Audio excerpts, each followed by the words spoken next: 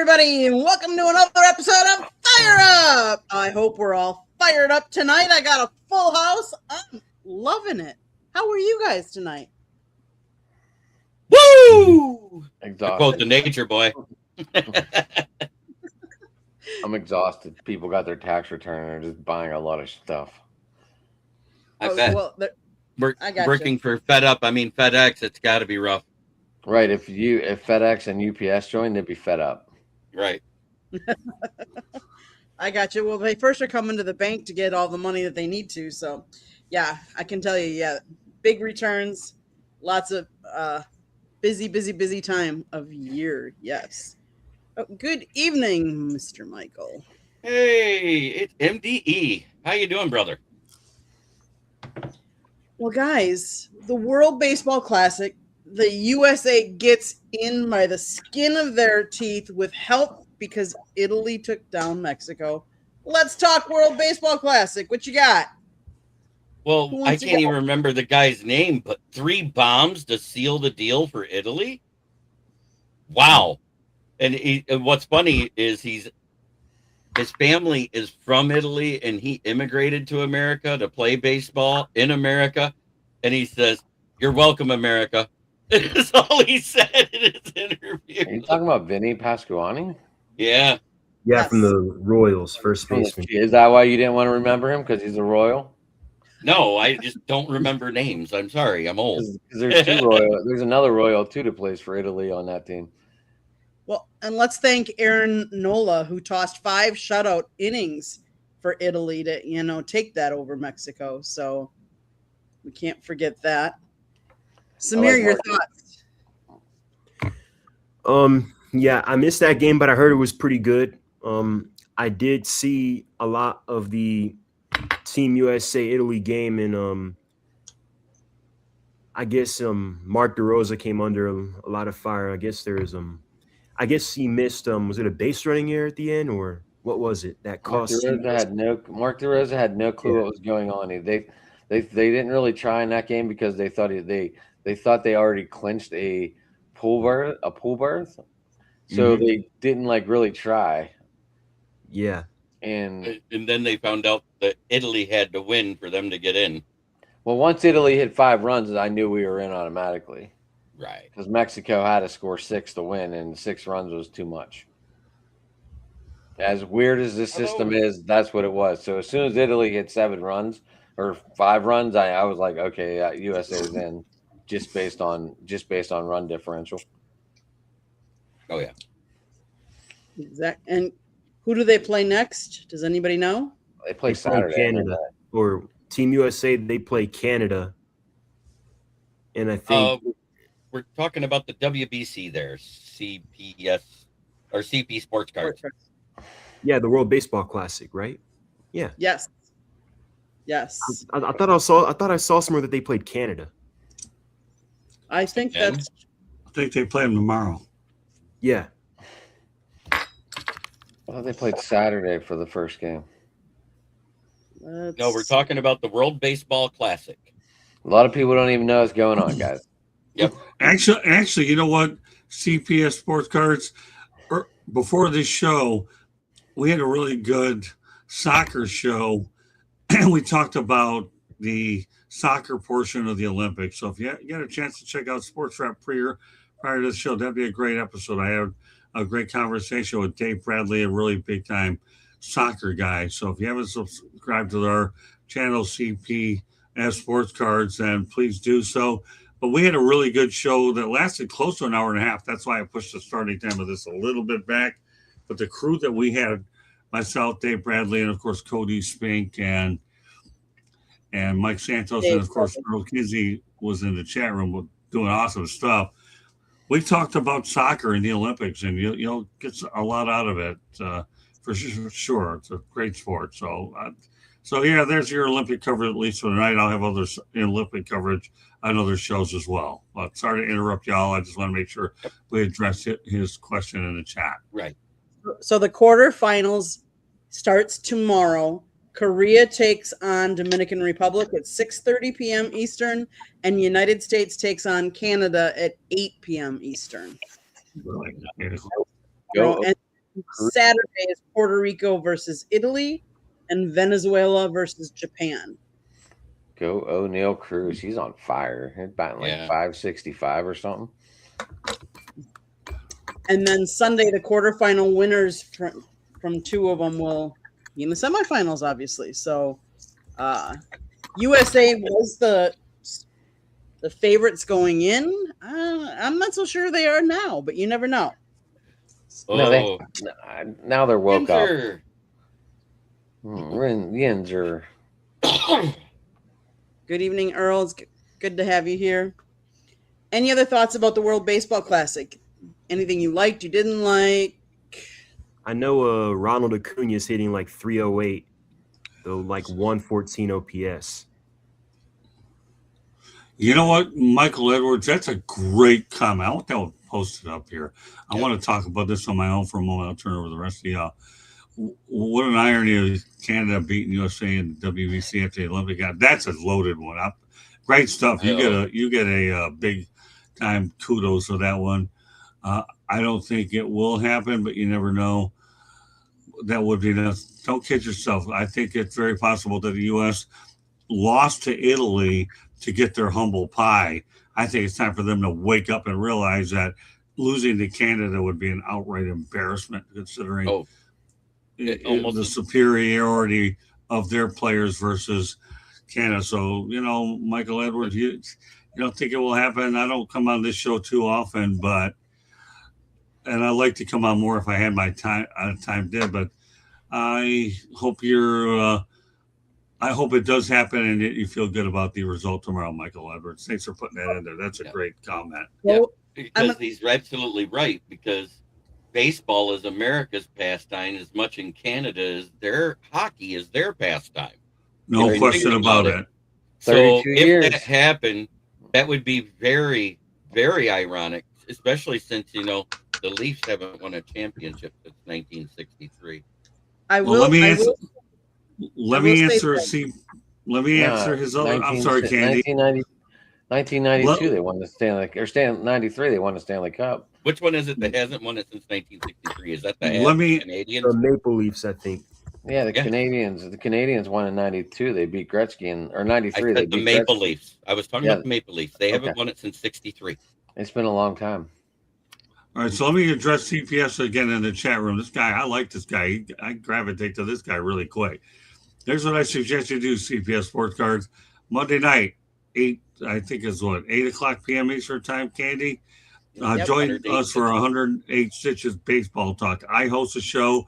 I have two former major leaguers. I have Barry Foote, who's a longtime friend of mine, and 1980 world champion Warren Brewstar on that show, as well as a couple of other people. We have a great show that night. Please tune in, CPS Sports Cards. If you haven't subscribed to our channel, again, please do so. I don't know, but it's good to see you in here. On Monday night, we have 108 Stitches Baseball Talk, and we talk baseball. And I'll have sound bites as well from spring training as well. And I guarantee when we get done with you watching that show, CPS Sports Cards, you'll definitely get into it much quicker because I have the horses in there that will enable you to do exactly that. So I don't know where this guy coming from. I already like him. And this other guy down here that's right below Scott started his own baseball show on Saturday nights. So if you wanted to check it out, 9 p.m. Saturdays, I have my MLB Baseball Roundtable Talks, where I got Adam, his partner, Big Rich from Driving to the Top Productions, and Boston Paul. By the name, he's a Red Sox fan. I'll keep in mind, too, that in April, I'm looking forward to bringing Talking Baseball back at around 9 o'clock a.m. Right now, I'm so busy with spring training that I obviously have to take advantage of my opportunities to get quality interviews. And just to get everybody a little bit of a note on it, I'm sorry to take you off your game a little bit, Can. But over the weekend, I had the opportunity to interview Josh Hader, former Brewer. I have a one-on-one interview with him. I got Cody Clemens, the former Tiger, Philly, and I got a one-on-one with him, and Eric Wagaman, and I'm looking to get more things done. So maybe if I get the itch to come on next Thursday and I'm feeling okay, I'll give you more updates about what we accomplished. I've had Don Mattingly in the past on the Motor City Mad Mouse show, And Don and I have been friends for a long, long, long time. So, good for you, Jeremy, that you finally got out of your comfort zone and started to work with baseball. More power to you. Well, and as of the playoffs, I will add an NBA and a hockey show. There you go. I trained you. You better start adding these shows, pal. You're my pupil, and you're in the book, Lessons from the Microphone. So now I expect you to own up to that. Try doing the best I can. Well, you're doing fine. As I said, I expect you to own up to that. You're a one-trick pony. You're a one-trick pony with football, but now you're doing it all. Good for you. I'm sorry to interrupt you, Ed. Go ahead. Oh, you're good. I was just saying I talk baseball on Monday nights too. Oh, cool. All right, very good. So bringing it back to the World Baseball Classic, Canada is 3-1.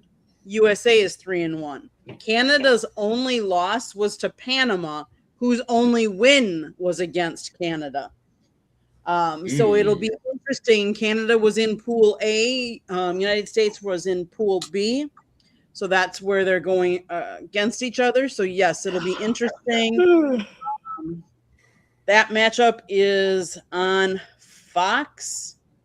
And I think all the quarterfinals are being played at Lone Depot down in Miami, I believe. Don't hold me to that, but I'm pretty sure I thought that was what was going to happen. So, but yeah. 2006, Canada did beat us in the pool game, 8-6. Oh, your spelling is fine, CP Sports Cards. I would start with the MLB because a lot of the announcers are really good on doing the baseball 101 while you're watching it. A lot better than what you hear out of college. College, a lot more of the analytics side than the baseball 101. So I would suggest start watching the MLB, whatever your local team is that's by you. That would be who I would start watching some of their games. Yeah, what is your local team there, buddy? Yeah, where are you from, CP Sports Cards? You're 11 years old. That's amazing that you're a young fan. We love it. Yep. And Adam, I don't even have half of my stuff out, but I greatly appreciate it. I know I got my Skeens jersey back there with the All-Star jersey, and that's Heinz Ward over that shoulder. Professional team, Major League Baseball. If you watch your high school team, you could actually talk to the coaches and players when they're not on the field, and they would love to explain baseball to you. At 11 years old, you're about the right time to get into little leagues. And CP Sports Cards, I think what we were asking is where do you live? What's your local MLB team? Do you live in Pittsburgh? Do you live in Miami? Do you live Detroit? Michigan. Whereabouts? So we have a kind of a estimate of what team might be your team to watch. There we go, Scott. No kidding, the Twins, huh? Minnesota Twins. So he's in the Minneapolis, St. Paul area. That's a good choice. I'll get into that later.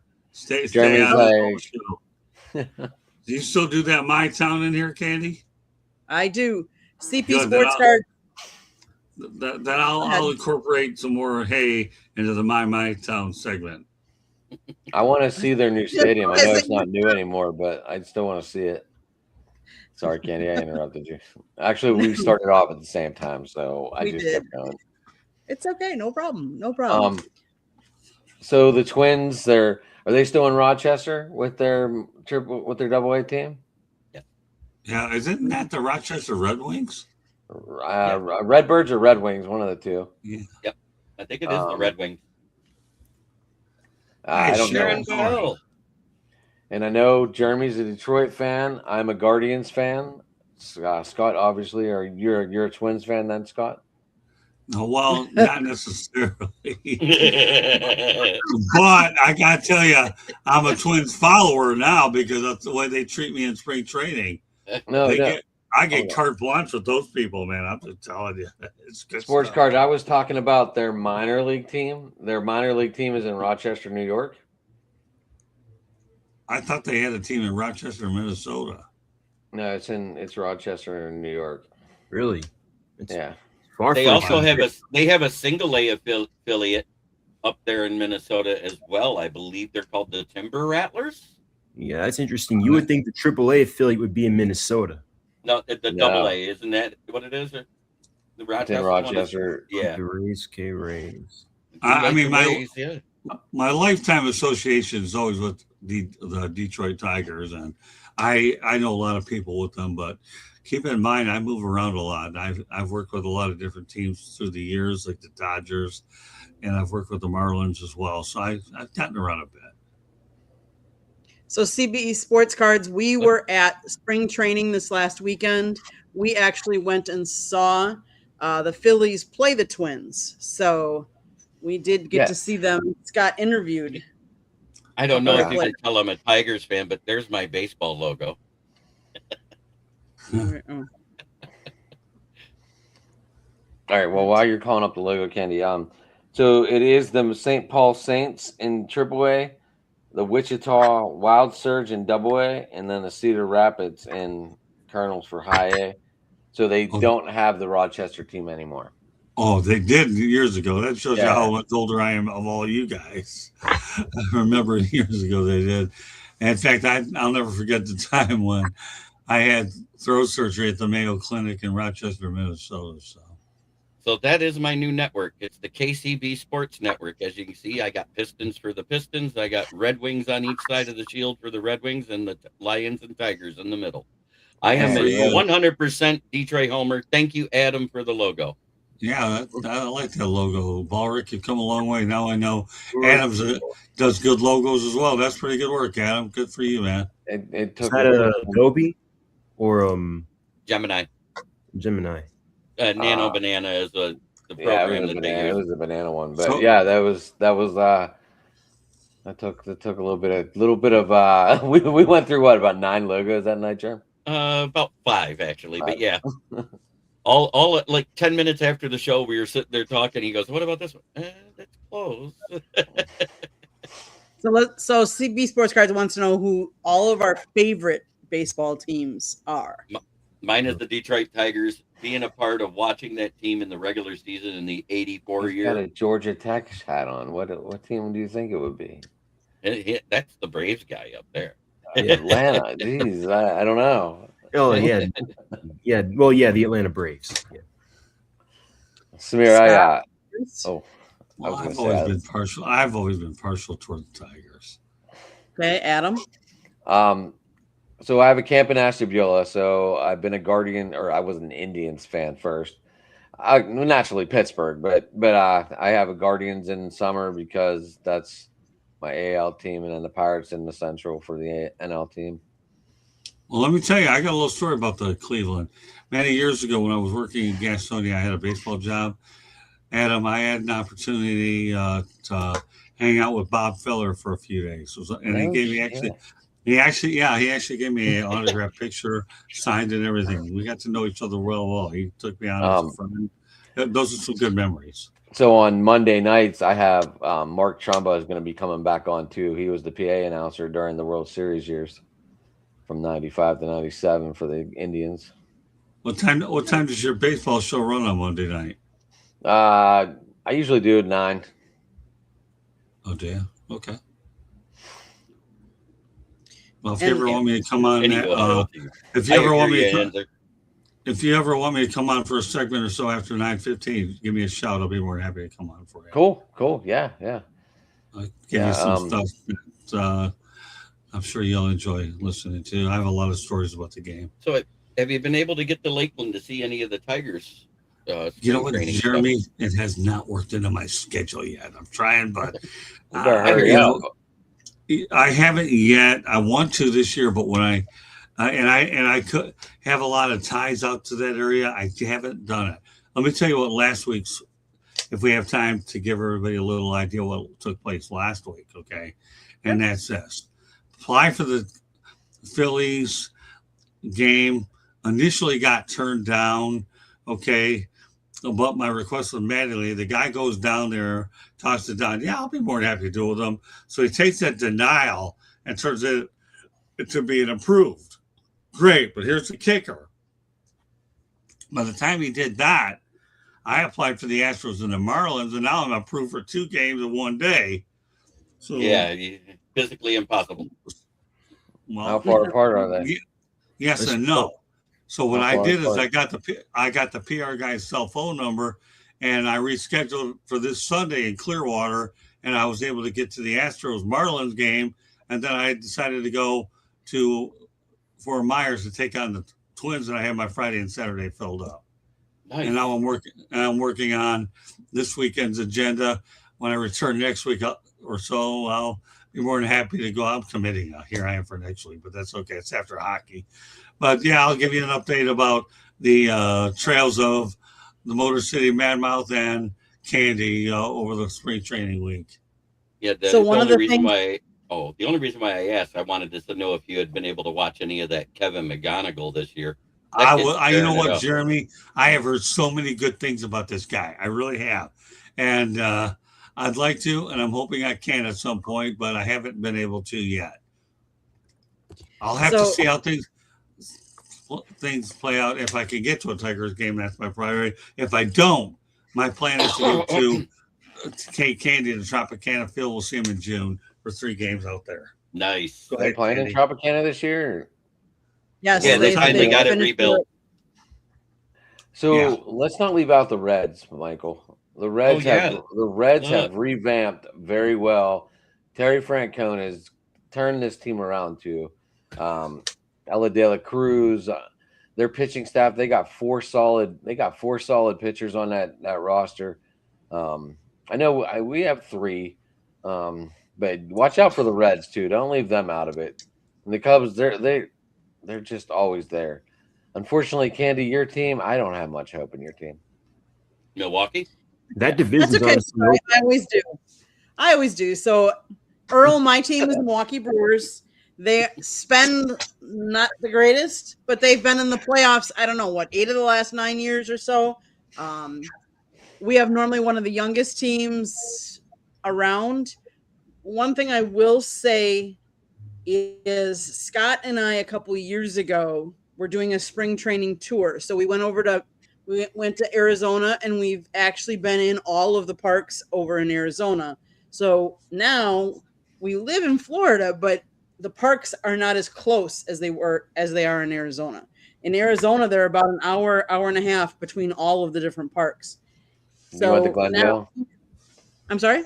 You were in Glendale then? I went to Glendale where the Guardians, or they were the Indians then, did their training. Right. That's good. That's Goodyear. Goodyear now. Yeah. That's where Cleveland and Cincinnati had them actually playing Goodyear. Not far. Everything slows in. Let me tell you another story. Many years ago, I covered the Reds. Wait, aren't they in Glendale, Arizona? No. You have the White Sox and the Dodgers in Glendale, and you have Goodyear. Now, let me tell you a story about the Reds. That's right. Years ago, when I was covering the Reds single A team, the Tampa Tarpons, I would do other little side work for the Reds. I worked for a company called Reds View Magazine, and I used to contribute to the major league team, covered fantasy, and I was recommended to them by one of my editors at the Tampa Tribune, and I got some pretty good stuff there. I really did. I was doing fantasy stuff, and anything that came to Florida, it was mine, and I seized it. That was one of my favorite freelance jobs ever. Reds View Magazine in Cincinnati, and then I ended up going to some games over at Riverfront Stadium against the Dodgers when I was moving back to Detroit. So I have a good history with the Reds. Rob Dibble days. Yeah, well, did you know that they have a Eric Concepcion, Eric Davis? No, I actually work with Joe Oliver. Oh, you're back then. Okay. Well, yeah, of course. I got the age on you. Come on, really? I mean, come on. I was all right. So I was about what 6, 8 years off. I'm not saying 6, 7. I can't do it. Sorry. Well, the guy I worked with as a manager, his name was Mark Bombard. Google him up a little bit, and he was our manager then. And I'll never. And now they actually have a Class A team at the Florida State League, the Daytona Tortugas, and then they're doing pretty well at Jackie Robinson Ballpark. That's a pretty cool ballpark. I have. Lenny Harris was actually the hitting coach up there, and I actually worked with him back in the day too. Lenny and I. Do you know they weren't supposed to put that back on Riverfront? They were going to leave it open. If you're talking about the sports memorabilia, such as signed memorabilia, such as sports cards, helmets, and stuff like that, and jerseys, whatnot, or hitting a break on like Facebook in one of the many memorabilia clubs, pages, groups, whatever you want to call them, because that's where I got all of my stuff, except for my Lions truck there. I found that by accident. My girlfriend actually texted me the picture on a Facebook post. I was like, oh, wow. And they were only $25 a piece, and they're from 1994, so I bought 2 of them. One of them I haven't opened. Sweet. Awesome. Okay, have we exhausted the baseball realm for tonight? Should we switch over? There's been so much NFL frenzy, like the free agent, who's going where, who's not going where, what trade is happening, what trade didn't happen. The trade that didn't happen that got rejected. There we go. That's what happened. So let's talk about that. That started Friday before free agency frenzy started. We were live on the air for that. Yeah, I was doing my Lion show. Adam was on as a guest, and 9:40 p.m. breaking news: the Ravens just traded 2 first-round picks for Max Crosby. And then we were on my show, Jeremy, whenever it broke that it got canceled. Yeah, we just went live, and I said, guys. And they were like, what? I said, did you see what just came across the feed? Yeah. I said, Max is going back to the Raiders.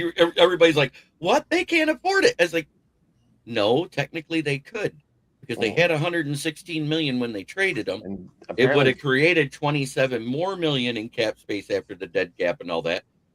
But his contract never left the Raiders to begin with, because it doesn't go official till 4 p.m. on Wednesday when the new year begins fiscally. So that contract never got transferred to the Ravens. And then 10 minutes after that, it was 8:10, and Danielle Rossini says, Diana Rossini. Rav, are you happy they got Trey, though? No, I'm going to get into that, because I'm going to give my opinion on that one for you. Well, Rav's watching on YouTube right now. Yeah, I know. So the next morning, the first thing we hear before Trey Hendrickson signed is 31 GMs are mad at EDC, the GM of the Ravens, because at 7:30 p.m. he got a call from Trey Hendrickson's agent. So all this is because of a failed physical, which, if you think about it, he just had surgery 6 weeks before the trade happened. Of course he failed the physical, because how can you pass a physical when you can't even do regular plays yet? So they used that as an excuse, as far as I'm concerned. They found out that they could get Trey for a little less money per year and get Trey Hendrickson and keep their draft picks. And I understand it business-wise, but that's dirty pool. It is. That's exactly what that is. It is, because I was going to get into that, and I think it's shady, because I don't think I can recall the last time that you have seen a trade get agreed on and then a team just backs out. I was like, oh, no thanks. I do. Same team, 2005. Ryan Grant was traded to the Ravens for a 2nd and a 4th round pick. And then they canceled it as soon as the Raiders released Michael Crabtree. Wait, Ryan Grant, the running back? The wide receiver. Oh. But yeah, like, the thing is, it's bad optics, because my only thing with that is where does it stop? Because next thing you know, you could have teams agree on a deal, and the next day is like they get cold feet. It's like, oh well, no thanks. Like, and then number 2, I think, EDC saw they lost Tyler Linderbaum, they lost Isaiah Likely, they paid the wrong tight end, in my opinion. They should have paid him over Mark Andrews. They lost Draymond Jones. They lost a couple of their safeties. So they're thinking, we lost all these players, and we can't afford to. I don't know if I want to trade 2 first-round picks now for Max Crosby. You know, we're going to Thank say you, CB Sports Cards. and I am not saying that, this was or that the physical was done in a dishonest way, Right. but that could have been, they could have used that as a crutch to say, oh, well, he failed a physical. We're not going to go through with this trade. We'll pay Trey Hendrickson, and then we'll sign. I know they signed a couple. We'll go and sign Emory Jones and John Simpson. Right. The only thing I got to say is the difference between Crosby and Trey Hendrickson. As a pass rusher, they're both about the same. As a run stuffer, Max Crosby is the better of the two, because there's a rule of thumb when you play Cincinnati. You want to take Trey Hendrickson out of the game, you run at him. Mm-hmm. My thing is, it's within the confines of the rules technically, but I think teams are going to think twice now before they want to make deals with the Ravens. I've already heard a bunch of pushback on them in social media about that, where GMs are saying they probably will never trade a player for picks with the Ravens again. Yeah, well, you know what? That's a good point, Samir. Okay, you make a move like that. I understand that if you knew the player was hurt, didn't you feel that maybe you'd wonder whether or not he could pass the physical in the first place? But you pull the trigger on the move, right? Is what you do. Yeah. It's called. I dealt with this many years ago with the Detroit Pistons when Robert Horry was traded to the Pistons, and that deal got negated because of a physical issue. I don't remember the players. I think Robert Horry and I don't know. I'm sure Candy can dig it up, but I understand if you know a guy has been hurt and he got damaged goods, but you make the move, then that's one thing. But the Ravens guy definitely did not look good in this at all. And general managers are going to go out there and send them a message. You did them dirty. What are you going to do with us? So you're right. It's a bad look. Go ahead, Candy. I just want to stop you guys for a second because CB Sports Card is going to be signing off here.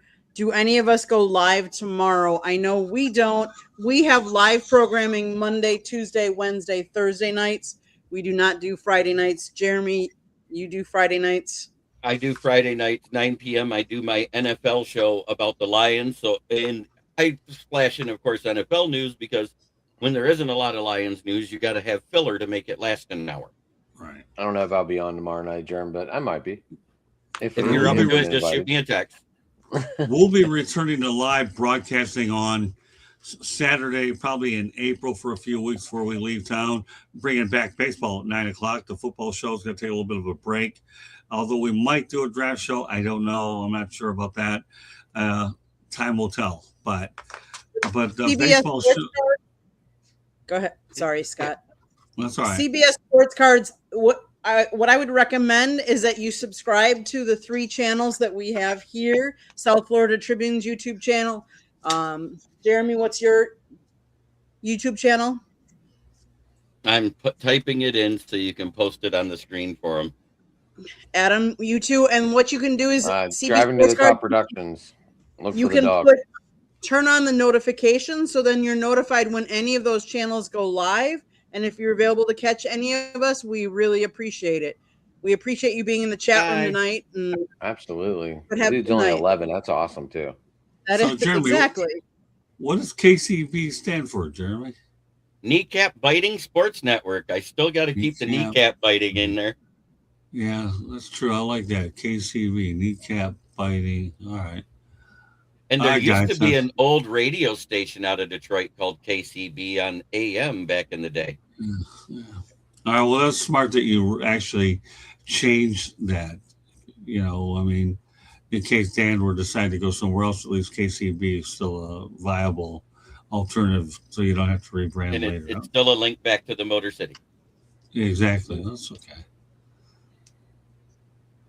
One of the things I'll be doing going forward is promoting the Motor City Mad Mouse show a lot too. I'll be doing that. We're doing some interesting things with that show as well. We're actually doing a non-sports topic from 8 to 9 with Steve Ballesteri. You know him real well. Him and I have taken on a new challenge. KCB used to be the old Channel 9 before the BBC took it over and made it the CBC. I remember that. That was way back when we were kids. Yeah. And So I think he wanted you to put up the KCB Sports again so you can see it, because that only comes up on my channel side. right. So yeah, we will. While I have an opportunity, I don't do this too often. Wednesday night's going to have a pretty interesting look. We're shortening the Sports Exchange to about an hour on 9 o'clock. I've got Steve and I, Ballesteri, who you've worked with before, Jeremy, and I are doing our own show, the Motor City Mad Mouse Show, from 8 to 9, which is all non-sports. Every once in a while, we'll put stuff in there. And I'm also bringing on a non-profit beginning at 7 o'clock Eastern Time that deals with horses and disabilities. That begins. So we got 7 to 8, 8 to 9, and then 9 to 10, 10, 10, or whatever. Back to back, I'll be doing 3 in a row. So, isn't that crazy, Michael? I knew exactly what channel you were talking about. You're going to be exhausted, Scott. Yeah, it's going to be busy for sure, Adam. But I'm trying to do a little bit of rebranding so that I can do a little bit of non-sports as well, because I feel like I've done everything I want to do in sports, and now I think it's time to go out there and be a gunslinger and try to do different things. And you're not going politics style, are you? Don't put that up. No, I'm not doing hard politics. But yesterday, Steve and I did talk about North Korea a little bit. Wonder whether this Jong is a blowhard or whether he's legit. There's a difference between politics and just issues, right, Candy? Give everybody an overview of what we're trying to accomplish on that show. Well, I think you and Steve want to talk about different things. You got Steve is a former military, and he writes for the military, and he writes for he used to write about the New England Patriots. So he's got a military background. So I think you just talk about a lot of different topics. You were talking about North Korea and some of those, not political wise, like you don't talk about the current president or what he's doing, but you talked about stuff about North Korea. So I thought it was a really good show. It's very different. So more about current events than it was about current politics, correct? Well, that's exactly what it is, Jeremy. Yeah. So repeat that again. I want everybody to hear this one time. Say it again. More about current events than current politics. Yes, that's what it is. It is about current events, not politics. I don't care about politics. CBS Sports, did you log in with me too? Did you subscribe? Because I mean, we have shows nonstop. Mine's an actual full channel. Yep. So, yeah, Earl, this thing about horse racing is about horse racing. It's a nonprofit that deals with disability people through the utilization of horses. It's very different, and that'll actually start, Earl, at around 7 o'clock Eastern Time next Wednesday. I hope you can join us on that show. This young lady I'm working with, her name is Molly Murphy, and we work together simultaneously at the St. Chamber of Commerce. So it's one of the new things and wrinkles that I'm doing. Jeremy, I really appreciate the fact that you mentioned current events. I don't want current events to be skewed with politics, and I appreciate you clarifying that. Yep. And it's funny you say that. I used to live in Combs Ferry, just outside of Lexington. I used to go to Lexington every other Friday to the Continental Inn for karaoke back in 1991. Thanks, Michael. I appreciate that, man. I hope you subscribe to our channel. I want you to come on some of our shows if you get a chance and kind of chime in a little bit. I think it'd really be cool stuff. And you're right. I don't like to talk.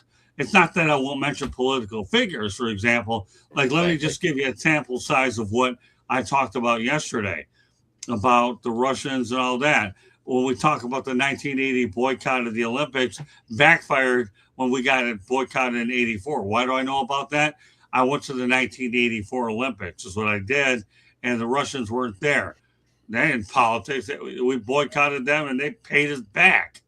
Right. And who was in charge? Well, Jimmy Carter got it started, and then they decided to pay us back, and that was unfortunate. And again, the key thing that Jeremy just mentioned, it's about current events. we're not going to dive into. Are we going to mention political figures? Yeah, I mean, they're the ones making decisions, right? But it's more current events, not so much politics. Thanks for clarifying that, Jeremy. Yeah. I remember when current events used to be taught in school, and it was not a political class at all. All you did is you had three choices. You could either go local, you could go regional, or you could go national. I know that the fourth one was world, because all four of those sections used to be in what we got printed daily in the newspaper. Mm-hmm. Yeah, Yep, journalism exactly. went away. Mm-hmm. Exactly. so that- Well, let's go back. Go ahead, Scott. No, but that's what you're looking at. Again, we have a lot of different things that we're doing.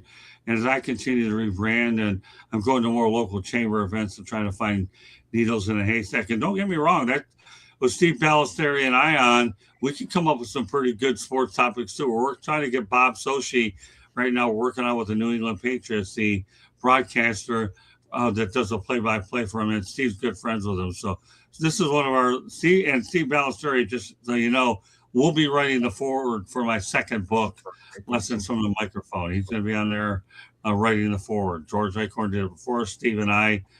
Steve's going to do it for me this next time around. Go ahead, Candy. You guys got a place to stay in Lexington. You guys should go. But I know. Earl says we got a place to stay, and he's one of the best cooks. Man. And you know, it's a win-win. Really, you know, you're in Lexington? I drive up I-75 to go up there. I got it. If you're in Lexington, we got to have a the halfway conversation. point, Scott. Hey, Scott, that's the halfway point to Flint. It's what? Yep, it is. Lexington is the halfway point to Flint. My sister used to live in Lexington. I covered a game at Rupp. I covered an FAU game many years ago at with FAU in Kentucky, and I was working with my coach Mike Jarvis, who's a good friend of mine. If those are people that follow college basketball, realize I want How do I Mike know Jarvis. that name? Huh? I should know that name. Yeah, he's definitely one of the better coaches in college basketball history. And I have Coach Jarvis's number. We stay in touch from time to time. I got to get to. We've been wanting to get together soon, but Coach Mike Jarvis is a coach to me. He's a mentor of sorts. Of course, we're talking 35 years ago, so I don't know the exact name of the highway that heads south out of Lexington towards Winchester. And I'm not talking about the expressway, the highway, that 2-lane road. If you head south and you went out of town about 3 miles, you would come to Combsbury Road. You would take a right. About halfway down, you would see a small farm with a little ranch house on it, single-story ranch style house. That's where I used to live. No kidding. Well, Candy and I once stayed in a hotel out there, and when you went in, there was all horses, that's for sure. And then when you go to your room, they had a different name for every room. It was pretty cool stuff. It really was. I haven't really thought about going to the Kentucky Derby yet, but you know, I mean, you never know. Check your drawers, dude. Check your drawers. Yeah. Brown recluse. I've been to Louisville. I like Louisville. I've never been to Lexington. Lexington is actually way prettier than Louisville. Look, I went. Oh, yeah. I rode by Churchill. I went to the Louisville bat store. I got to hold ancient bats in my hand, and I was like in my glory. All right. Oh yeah, I've been I to saw the Louisville bats Dodgers. where the Cincinnati Reds AA team is. Mhm. So yeah, I don't know. I had a lot of frog legs were good. My only claim to fame, and the closest that I got to the NFL, other than being at the draft with Scott and Candy, was back when the Titans first moved to Nashville as the Oilers. Right. And that was one of the last years I remember walk-on tryouts, and I said, what the hell, I'm going to go. Yeah. Well, you know, it's amazing how you say that, Adam. I visited Muhammad Ali's grave over in Louisville, as well as Colonel Sanders' grave. It was pretty interesting. And I have history with Muhammad Ali many years ago when I interviewed him down here in South Florida. So That's awesome. Lexington, Muhammad Ali was just unbelievable. And my good friend was Angelo Dundee as trainer, so it was pretty cool stuff. Yeah, so I had once I got Dundee and I became friends, I would interview Sugar Ray Leonard. I would always get the inside phone call. That's who's there. All right, I'll be down there, and it was I think it was Allen Park Gym in North Miami, and it was like 15, 20 minutes from where I was working. I always get the inside stuff, but yeah, Rupp Arena. If you're out in Lexington, you got to see a game there. You really do. I mean, it's a bucket list, and I've been to Pauley Pavilion as well. So. But Rupp Arena, and I got to interview many years. Huh? I rode by it. We didn't go in. Funny, I interviewed John Wooden back in many years ago when I was at Pauley Pavilion. So. John Wooden, wow. Yeah, I'll tell you one thing, Adam. If you ever get a chance to get my book, because Baldrick is in it, then he has some pretty good stories out there. Yeah, I got to get. Imagine that. I have it open to the right page. 155. Yeah, he's in it. All right, you little ass kisser. Yeah, right. Wow. Hey, play your cards right with me, Adam. You might end up in one before long. At least in the acknowledgement part. Oh, I know where Man of War is. Man of War is the big. Yep.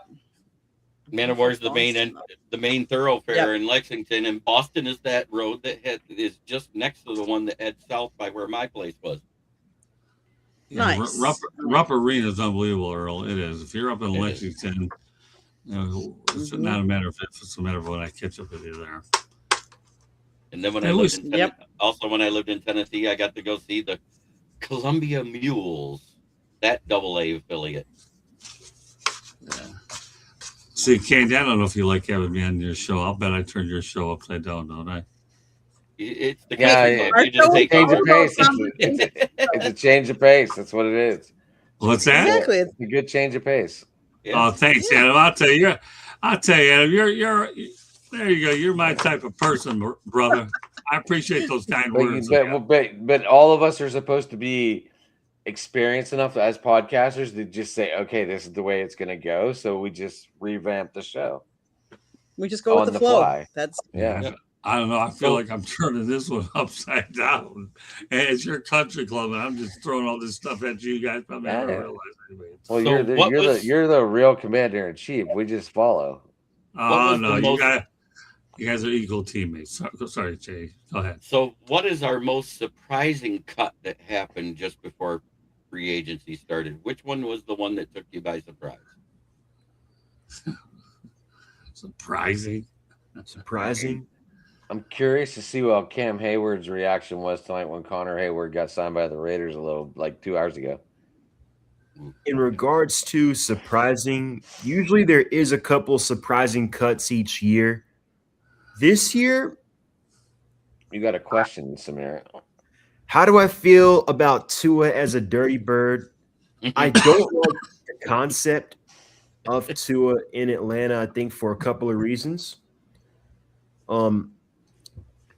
I was doing some research on his stats. Keep in mind, he had Mike McDaniel as a play caller. Mike McDaniel is one of the best offensive minds in the NFL. This past season, Tua, when you look at his touchdown interception ratio, his passing yards, his completion percentage, and you compare it to Desmond Ridder in 2023, his touchdown interception ratio was almost identical. He did have more passing yards, slightly, and he had a slightly higher completion percentage. Yeah. But I do like signing him for a vet minimum, $1.3 million. It does seem like there's going to be a competition there whenever Michael Penix is healthy. I do think Michael Penix should be able to beat him out. But I just don't like the concept of, okay, we already have one quarterback who has had a concerning history with injuries and whatnot. Why are we bringing in another quarterback who's got injury concerns as well? But, yeah, I think that's exactly what he's referring to, Earl. How close is he to CTE? Because we don't know. Yeah, I mean, we don't know. I mean, it's unfortunate for him because we saw what he was in 22, 23, especially 23 when he led the league in passing yards, Pro Bowler, and he was quarterback of the best offense in the league, but I just feel like the injuries have unfortunately caught up with him.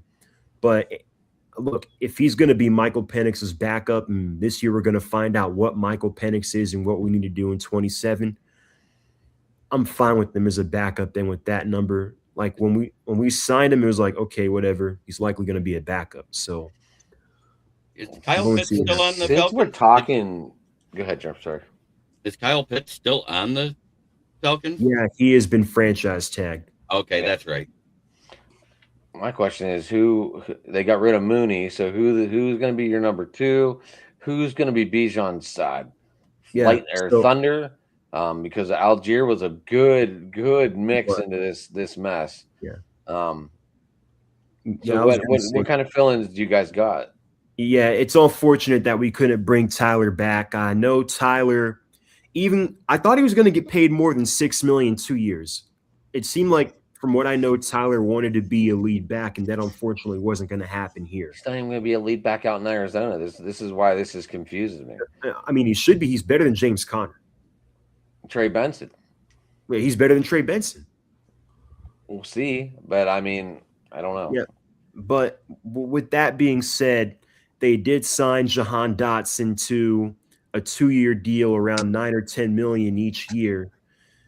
And they did bring back Olamide Zaccheaus, who was with the Bears last year, Commanders before that, and Eagles before that. He was one of Matt Ryan's teammates in 1921, and they did bring back Austin Hooper. So Jake Matthews is no longer the lone member of that Super Bowl team anymore.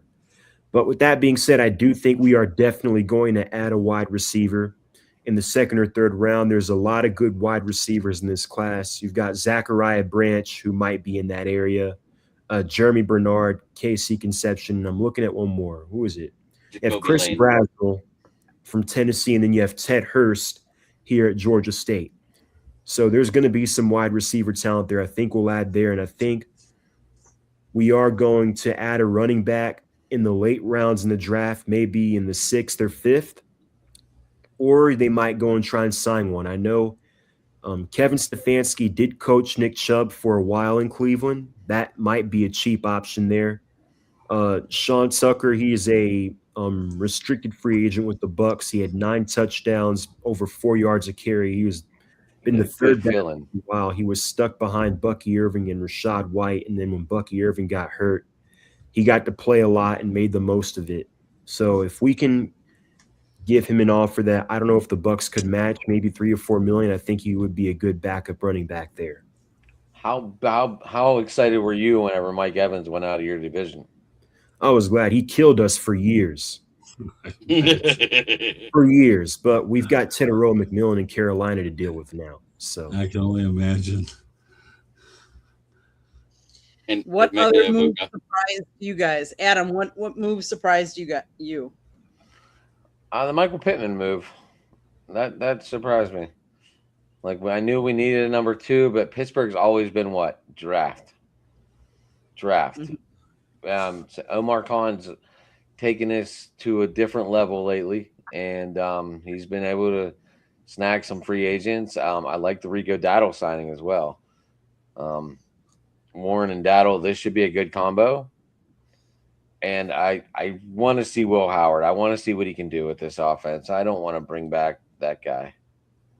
Adam, I just sent you a photo you have to see. It's about USA baseball. Adam, there is a quarterback that just became on the market as of yesterday. 37 years old, threw for 500 yards in the game a couple years ago. Yeah. Thoughts?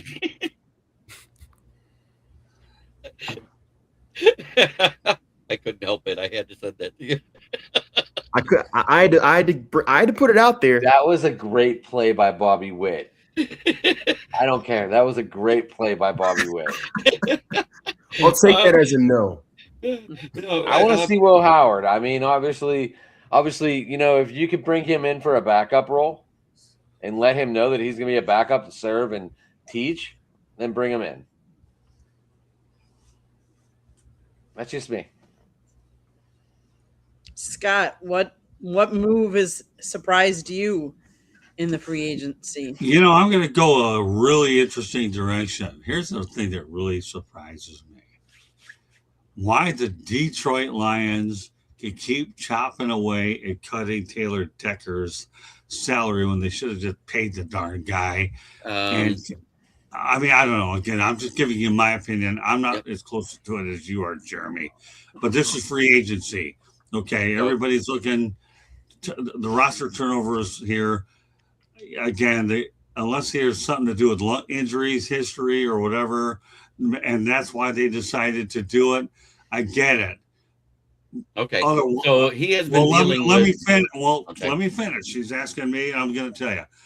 Obviously, you would love to see a guy start and finish his entire career with them since he's been with them for a while. I get what you're saying. Injury history may have played into it.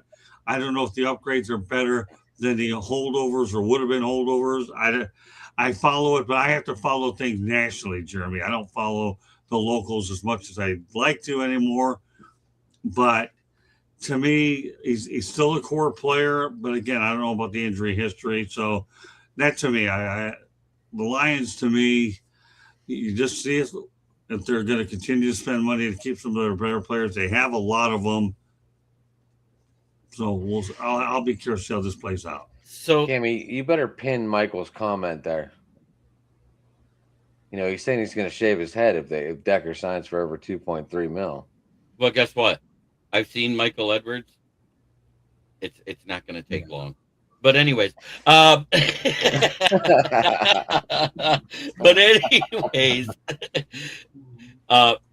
Decker situation. Yeah. Number one, if you listen to what he said after the last game, how he felt like the old warrior that was ready to retire and go home to his family after battling. So we already dealt with this with Frank Ragnow. And both of them have an inoperable problem that causes them issues. His is his shoulder. Frank Ragnow was his foot.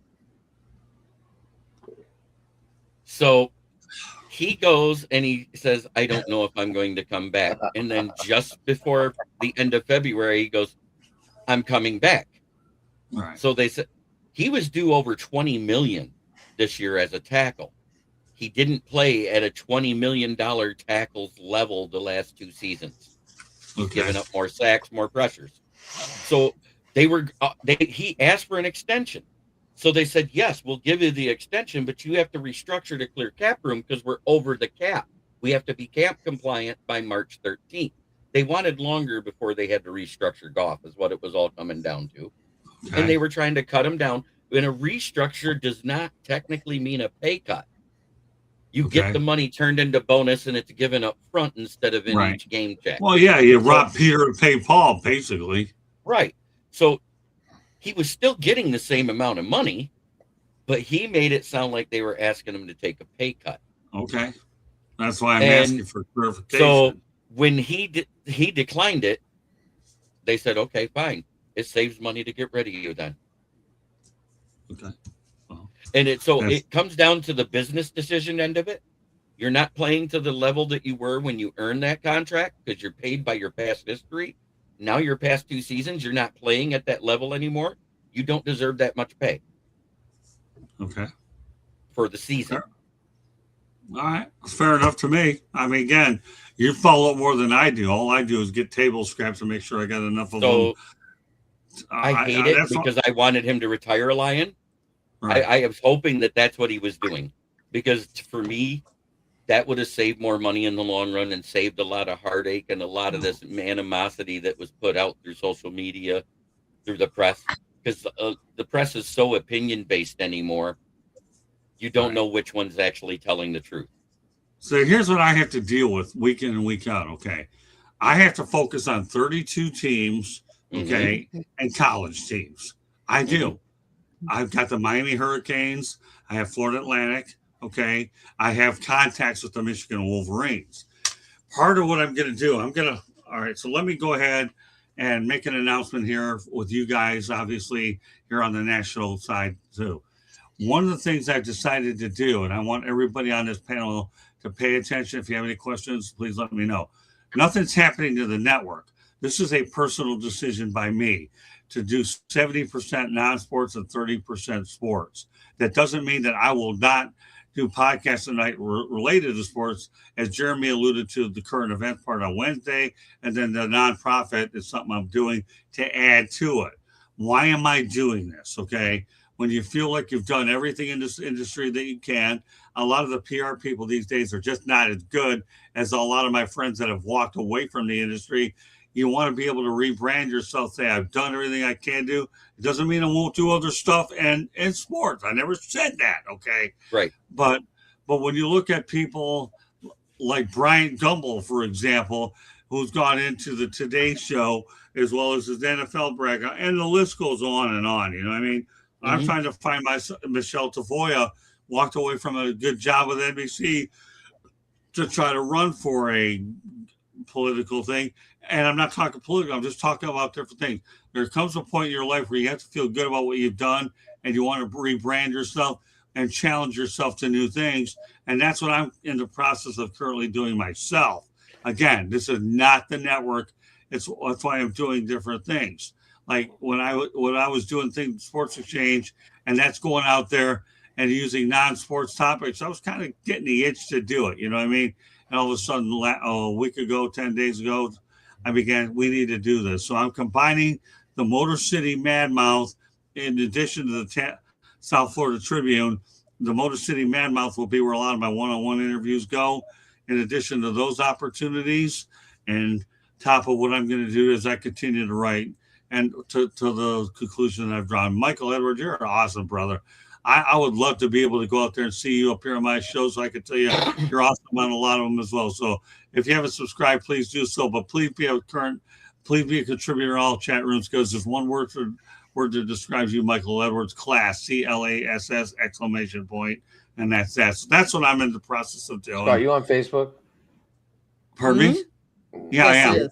I have a guy that I'll tell you afterwards, but I have a guy that would maybe come on with you and talk about events, like because every day on Facebook he posts something like what happened on this day in 1942, 1885, and he podcasts too. I know he does. He did my car loan, and we started talking about, I guess, kind of like what you were talking about.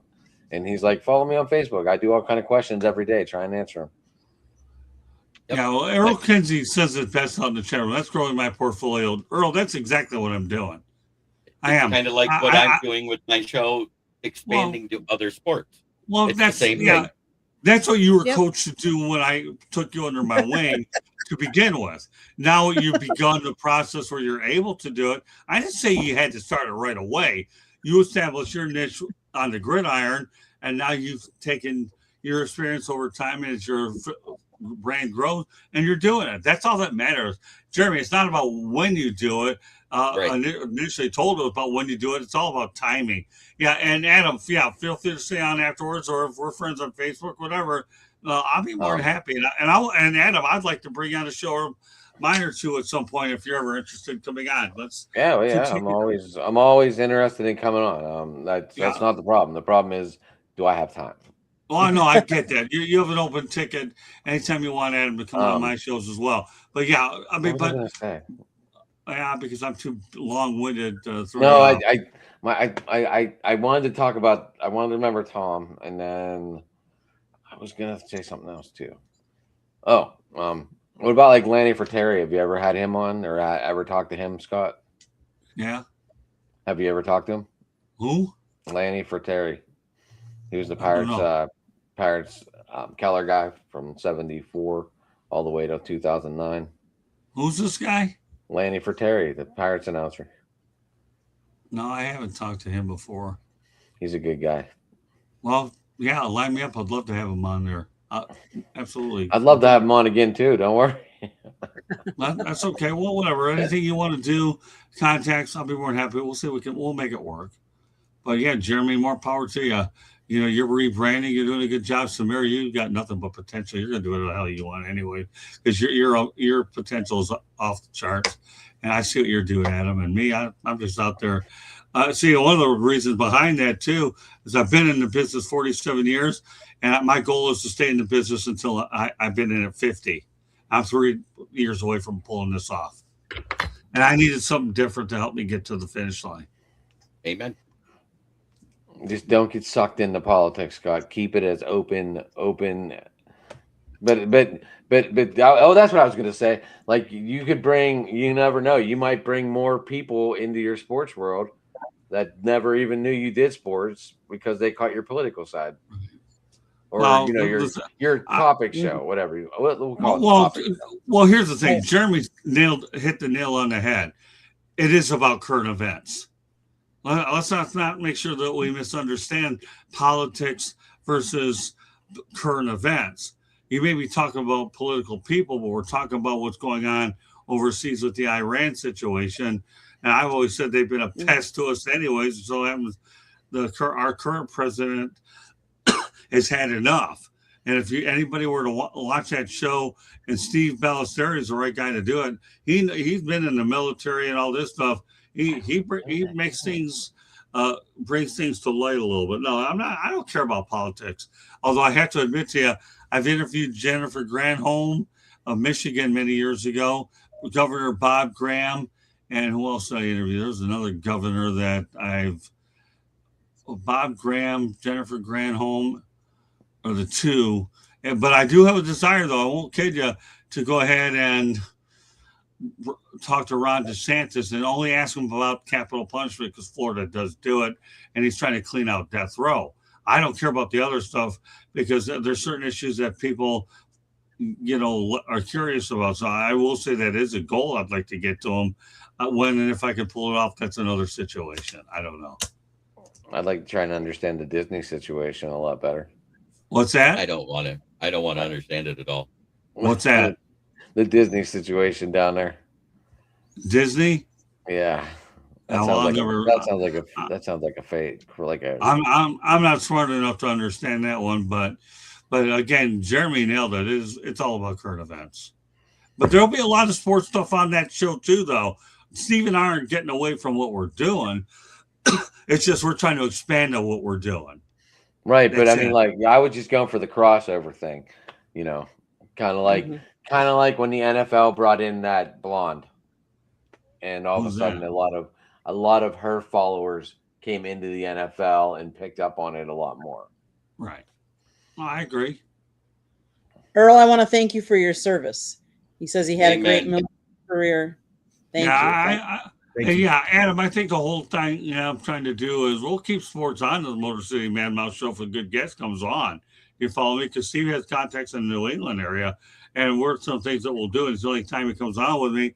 So it's about making sure that show is not about one thing. It's more of a show where you can go lots of different ways depending on what comes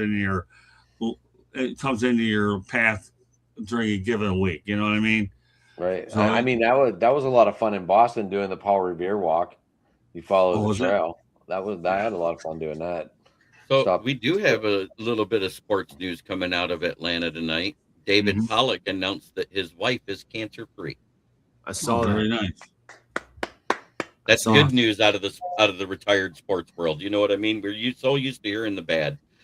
And speaking of the bad today, Bryce Huff, a Super Bowl champion defensive end with the Philadelphia Eagles, and was with the last with the San Francisco 49ers, announced that he's retiring from the NFL. I saw that. He said it's for his health and for the longevity of his time with his family. I'm not saying it's CTE because I know he did have one or two concussions in his career. I mean, Marcus is on my channel, guys, so I didn't know. He invited me to do the bracket fill out party. All right, I didn't know he's talking about me. I'll be there, but I normally don't do any podcasts on Sunday, so he should feel blessed that I'm going to show up. Is this at 8:00 or what? I have no idea. I don't care. One last nugget I do want to mention about my show, the Motor City Mad Mouse Show. There's two layers of it. You have the remote side. Do you follow me, Adam? Okay, where I'm interviewing people, and it is all sports. At least it has been up to this point, unless something comes along. And of course, there is some sports on the weeknight version, the live version, as well as non. It's a culmination of both, is what it is. But most of what you're going to see when I get my interviews, one-on-ones are all, I would say 90, 95% are sports, and that's how I built it. So there's a lot there. Unless I go on a trip and then we have travel. Okay, then I'm putting all my videos on there and interviewing people you never even heard of. And those stories are called human interest stories. So I know I didn't put this out on as topics, but guys, what did you feel? What did you think about Bam's 83-point It's a fraud. game? That's crazy. If the Washington Wizards wasn't such a terrible team in committing 40 enough fouls where he had 43 free shots to make 36 of them, he wouldn't have 83 points. Bingo. It's a fraud. I read something that Doris Burke said about it, who questioned the validity of that record because of those fouls. And, I'm not going to question the record for the most part. But this is one of those you have to really wonder about a little bit. You really do. Yeah. So, I mean, my thing is he got you can't fault him 43 for shooting free throws because, I mean, they're fouling him. He's drawing fouls. But I just don't know if it would have the same significance as Kobe scoring 81. And the difference is Toronto was a good team that year and was on their way to the playoffs in the East when Kobe played them and dropped 81, whereas Washington is on their way possibly to a number one pick overall. But I mean, that being said, 83 points is 83 points. That's yeah. Don't get me wrong. I'm not taking away from the points total. Amazing job. You scored it. But take away that 36 because guess what? Kobe only got to score 10 points of his off of free throws. Mm-hmm. Oh, is that right? 10 points? That's all he had? Yeah. He was fouled 6 times and made 10 of them. So if he would have made all those bunnies, he would have had 88 points plus 1. So he could have had he could have had a 90-point game. Made him. If he wouldn't have missed any shots and made all of his free throws, he'd have had 102 points and broke Wilt Chamberlain's record. And then that's impressive. Well, Earl, you're 100% right. They don't play. Hey, Earl, you're 100% right. They don't play defense. The league is going down. It's unwatchable. I had the Sports Exchange last night, and a couple of my panelists really didn't want to talk about it. They didn't know much about it. I had to really I had to run an audible on the Sports Exchange last night to get these topics that we could get in there and phase off of basketball. You know what I'm saying? Because of what he said. So 3 teams play defense in the current NBA. Right. One of them's the Pistons. The other one is the San Antonio Spurs. And the other one is the Oklahoma City Thunder. All you have to do is look at the rebounds, the blocks, and turnovers that those teams force. And that tells you who actually plays defense and who plays it within the rules of the game today. Because the defense that's played now is actually more technical than what it was back then. Because basically, when Wilt Chamberlain played, you could clothesline a guy while they went to the hoop. Even Jordan. Mm-hmm. Yeah.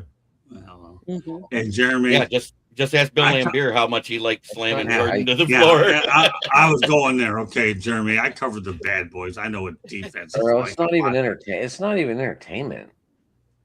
It's hard to I mean, watch. the style of play just isn't like it's not.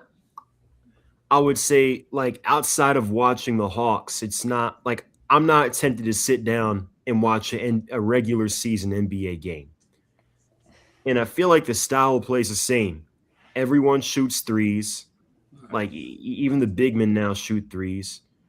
I mean, you blow on someone, they call a foul. I mean,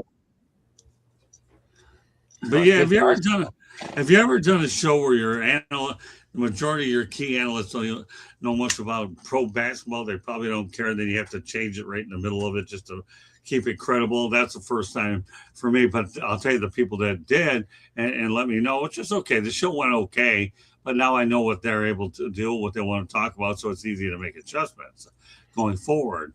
But no, I mean, everybody on this panel is right about the NBA. 3 teams play it, and nobody's watching it. I mean, Kobe Bryant gets 20 free throws. He's at 100, not 80. What was it? 81? I don't even know what. Yeah, 81. What is the least watched publicly known sport in America? Do you know what it is? What? When you talk about the Nielsen ratings, it's golf. Oh yeah. Do you know what's funny? The Masters still have higher ratings than the NBA All-Star game. Yeah, That doesn't I was gonna say the Masters the is All-Star game too isn't what it used to be. Well, and I think for a multitude of reasons. Number one, the quality. I would say the three of the dunk contest. You compare the dunk contest to like 10 years ago to Oh, now. It's not even the same anymore. the And last then time it was good was when Nate Robertson with that dunk as short as he is and how he dunked it over a guy. That was Spud the Webb. last. Yeah, and that then was the Spud Webb of 2016, the yeah, that as 2000s well. is what I'm getting at because he was so short. And That then was the you last time it was exciting. And then for me, you have to consider how all-star voting works. You've got the fan vote, but then you've got the coaches and media vote. So then you could have a player win the fan vote, be first in his position in the in whatever conference for fan vote, but still not make the all-star game because the coaches might have a problem with him, or he didn't get along with this coach. So now the coaches are a fraternity.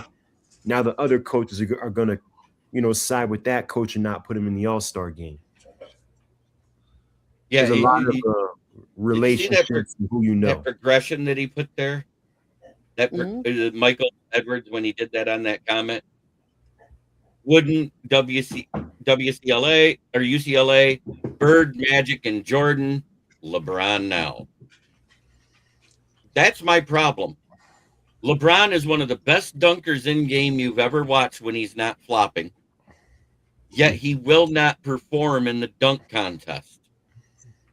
As good as he is and as much athleticism and how it's talked that he can float from as far away as Jordan did, we've never seen it, but that's what's said. He has yet to ever be in the dunk contest. And I'll tell you what, Jordan never declined it until he couldn't do it. Well, you want to bring on James in this conversation, Ballrick? You really opened it up for me here, and I'll say this from my experience covering this sport for a lot of years too. You stick LeBron James back in the day where defense meant something, and I can tell you right now, he's not an all-time scorer. I just don't believe it. I think he'd get hammered. He'd have a lot more time on the floor, and all those what do you call clothesline shots.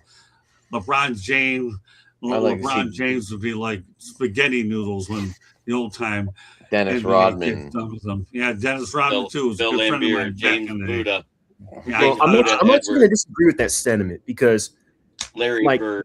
There was no one during that period of his, I would say, athletic ability that could keep up with him. On an athletic ability scale, the players back then were not as good as from that point on as LeBron James. They would not. No way. I'm not buying that at all. Sorry. LeBron James played in an area where he couldn't be hand checked. Wait. Ballrick, let me finish. This guy just went out there and opened up something. Now you got the old man versus the young pup here in this situation. Number one, I covered that bad boys team. And I'll tell you, if you want to be on the wrong end of a Bill Laimbeer elbow, and if that isn't good enough, you got Rick Mahorn back there, no way. You want CTE, drive in the middle of the paint, and they'll give it to you real quick. I'm just telling you, Samir, I get it. Shit out of against Detroit every time. Yeah, they did. 6'9", 250, 260. Did you know what? How old? Ask Magic Johnson, who was a 6'8" point guard, how he liked playing against the Pistons. Thank you, Ballrick. I'm telling you, the Pistons there was like a walking headache. If you go into the paint, then I got news for you. It will dry on top of your head when you fly someplace else. You go there, it's called a no-fly zone. And all these and the rules back then were different. So sorry, Samir. Love you, man. But you're talking about a guy that's got a plaque. Hold on. I've got a plaque here on the NBA floor for the championship, and they gave it to me because I covered the team back then. And I had sat many times courtside, and I was watching how many times the guy's head got bell rung. And I'm going to tell you, LeBron James wouldn't be half as good as he is back then as he is now. I don't care what nobody says. You can disagree with me. I don't really care. The last Eastern Conference final that Jordan lost versus the Pistons, when he left the floor, when they lost that fourth game, his mouth and his nose was bloody from Bill Laimbeer's elbows and Rodman slamming him to the ground. And I think even Even Rick Mahorn, that was just mentioned, got a hold of him a couple times. Do you know what happened that offseason? He had his biggest weight gain and worked out the most of his entire life. And all of a sudden, Dennis Rodman becomes a free agent. Where does he end up? Chicago. Well, What happened? Roddy Pitt. No one wanted him except for Jordan. No one wanted him except for Jordan that year. Well, Right. sure, he took a few stops for him to get there, Jeremy, before he landed in Chicago. But yeah, Jordan can thank Rodman for getting him those last 3 rings. Everybody knows that Rodman's in there because his defensive play, anyways, and his rebounding. Ever heard of Bobby Jones, one of the best all-time defenders in the game of basketball? Dennis Rodman. I don't know if I obviously you cover him, Scott. You might know this more than I do, but we were from what good I've friends heard, for a period of time. from what I've read, like he would stop and just watch the shots from the starters during warm-up, so he knew how the ball was rotating and how it was going to end up on the rim and where it was going to bounce. I mean, and he never played basketball until he was 21. Yeah, but you know what his nickname was, Adam, back then?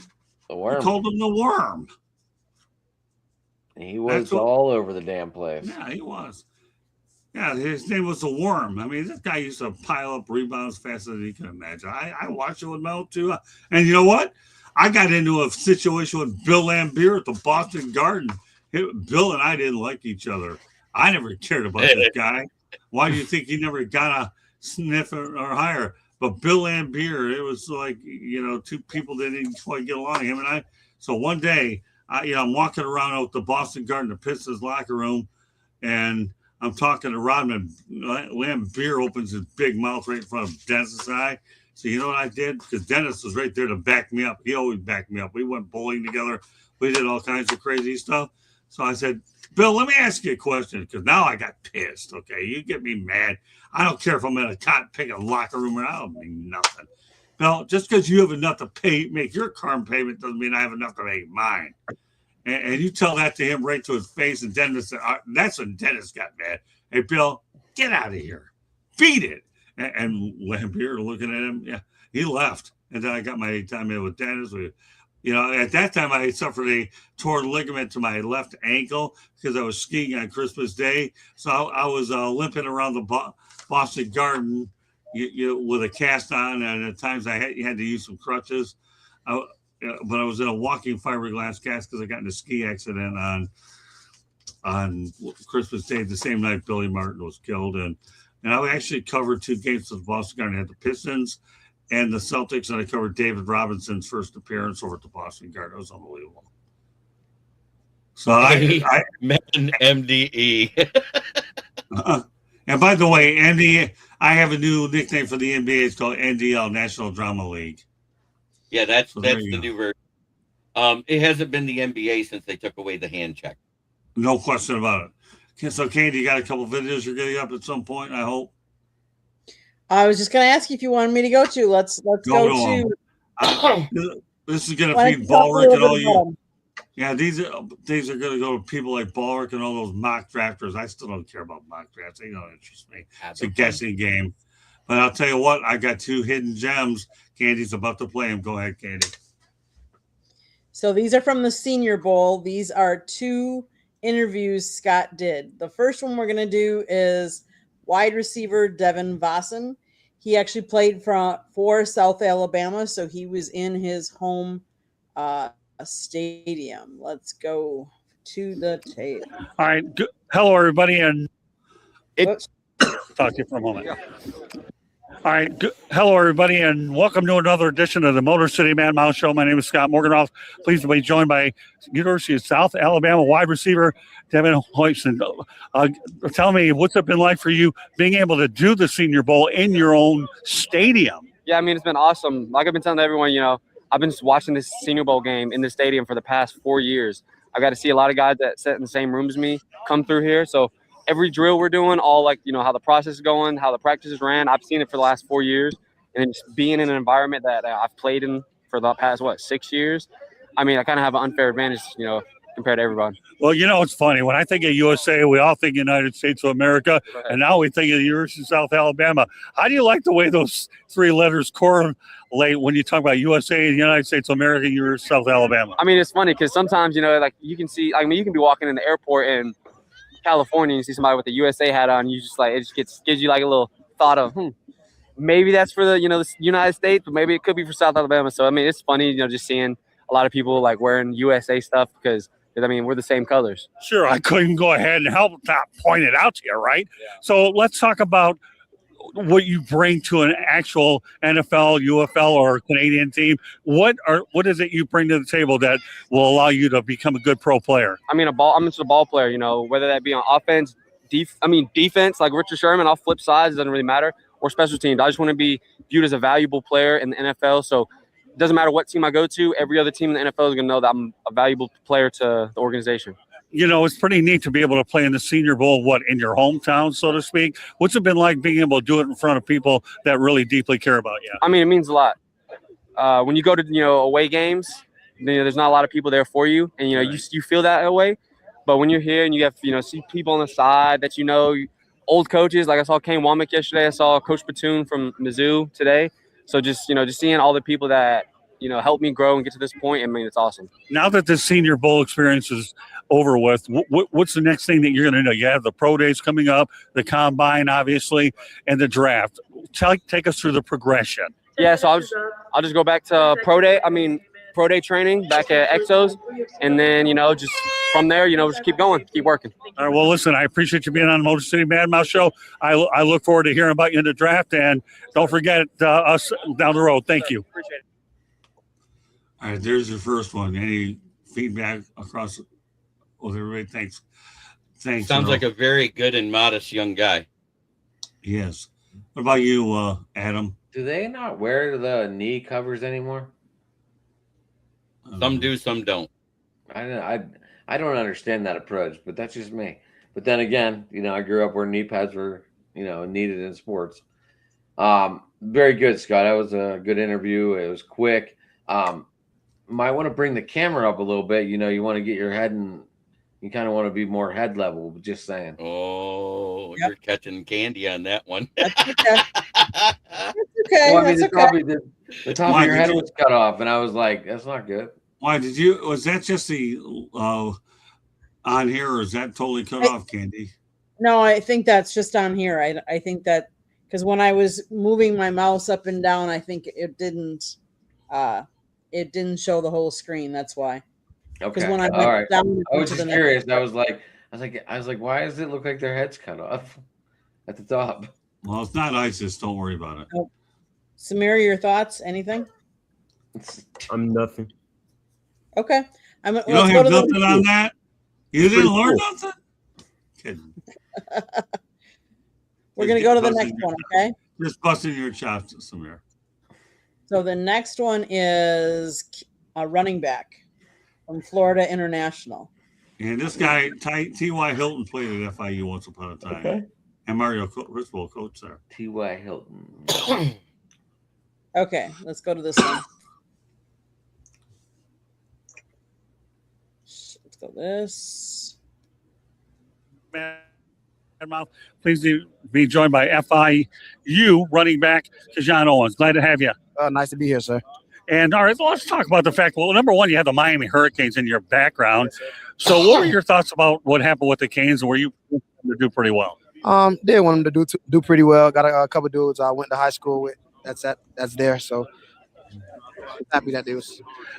So, anyways, we have a lot of people obviously getting in the way. That's okay. That's part of how it always goes here with this. So, let's talk about the Senior Bowl experience. What have you been able to get out of it?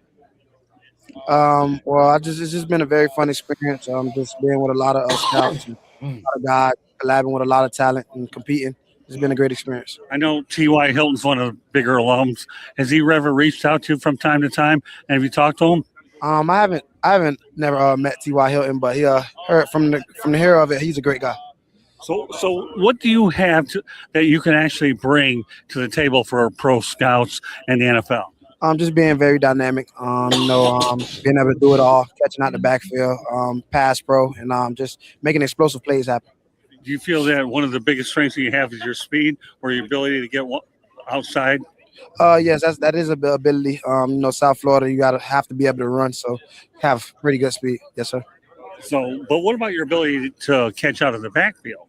I always just took pride in it. Used to be in the front yard with my dad. Just doing 100 catches and for every drop, just doing push-ups. So it's kind of became second nature to me. So describe what your Senior Bowl experience has been like from the minute you came to Mobile to what you learned during the meetings. Has the questions and all that been very rigorous for you?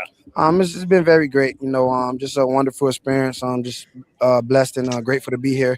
I'm just learning different schemes and different ways of how they run plays and at the next level, and just been a wonderful experience to be a part of. So would you say the coaches have really done a really good job? Yes, sir. Just been very welcoming, explaining plays and concepts very good, and it's been pretty easy to understand. So let's talk about your coaching staff at FIU. What have you learned over the last year or two from them? I just learned a lot. Just trying to strive for excellence, and just having that next play mentality and just going hard. Just having that grit and that dog in you. All right, and my final question is this. You're here at the Senior Bowl, Yes, sir. right? Yes, sir. So now obviously what's next ahead is you'll have your pro day Yes, sir. and potentially a combine Yes, and sir. then the draft. Yes, sir. What is your mindset like going into the next stage as you begin your dream of trying to become a National Football League player? Just getting one day better. Just keep getting better, keep sharpening myself, and just staying prepared so I don't have to get prepared. And one thing that just came to mind as you were answering that, just say hypothetically you don't get the call right away from the NFL, and I don't know where your draft stock is, so Yes, sir. I'm just talking in general Yes, sir. sense right Yes, now. sir. But you know that the United Football League is out there for you as well, and practice squad. Are those things that you obviously think about because your main objective at your age is to get as many reps anywhere you can get them? Whatever God has for me, whatever He blessed me to have, I'll be very grateful to have. All right. Well, I'm very grateful that we had the opportunity to talk today, and I wish you nothing but the best in your career, young I man. appreciate you. Thank sir. you. Yes, sir. All right, there you have it. Samir, any thoughts on this one? It's pretty cool. Didn't FIU have a pretty good? Was it FIU or FAU? No, I think FIU. FIU had a pretty good Yeah, didn't year. FIU have a pretty good running back come out a few years ago? Got drafted by the Colts, or no? Was it Devin Singletary? Oh, that Or was it FAU. FAU. Yeah, Singletary came from I know it was FAU. one of those two. I wasn't sure. Yeah, no, But that's pretty yeah, cool. he actually came from FAU. Good question. Yes, Earl. Great question, Scott. That's Thanks, a good Earl. question. What about you, Adam? What's your takeaway? You seem very prepared for a guy that no one really heard of. So I was highly impressed by that. Works for me. Jeremy? Again, the kid sound poised. He had very confident in his answers, and your questions were great. Thanks, And- Michael. Was that his first interview? So to give you an idea, after at the Senior Bowl, this was after practice. They give you 10 minutes on the field with all of the players from the team, and any media person can go up to any player and start talking, and that's what this is, and that's why you saw people walking in, in front of us and everything like that. But go ahead, Scott. You can say more. I thought you did an excellent job. No, I mean, again, it's like speed dating. You better state your case and blow. I'm telling you. Yeah, that was my other question to you, Scott. Do you have notes on all the players that were in the Senior Bowl? So in case you got the question, whoever you were prepared that way, or I mean, obviously you're a busy person, so there's no way you could have followed everyone individually and without taking notes. That's a great question, Adam. It really is.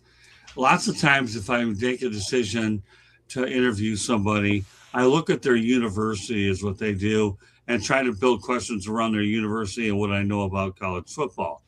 In the case of FIU, I knew about T.Y. Hilton. I know Mario Cristobal went out there and coached there at one point. So you kind of get an idea. Then you take the small school approach, hidden gem, you know what I mean?